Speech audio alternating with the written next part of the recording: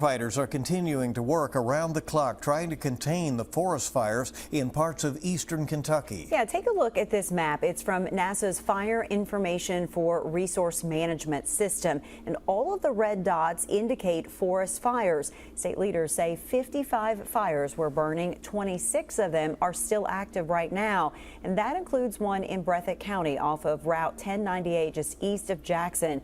That fire has been burning now for days. First Alert meteorologist Ben Beddoes talked with fire officials about their efforts to control the flames. He has our top story at 5:30.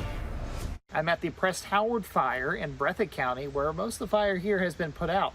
But behind me, you can see the burn scars that have been left in this forest. The Prest Howard fire started burning on Monday and has burned about 110 acres. The good news is the fire has been pretty much fully contained. As far as this fire today, they should be wrapping up and moving to their next one. Pretty soon this one will be contained, and they will be wrapping up. Crews had challenging weather conditions, especially yesterday, battling this fire.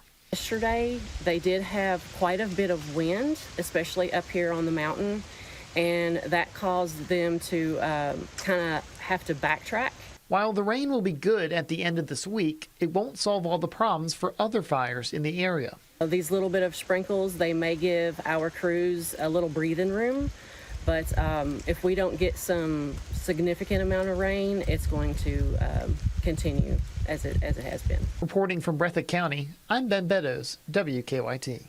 Well, fires are also burning in parts of Letcher, Leslie, and Pike counties. And take a look. There are burn bans in effect right now in the state. All of the counties that you see there marked in red, most of them in eastern and southern Kentucky, and of course along with Nelson County as well. Yeah, another one or two.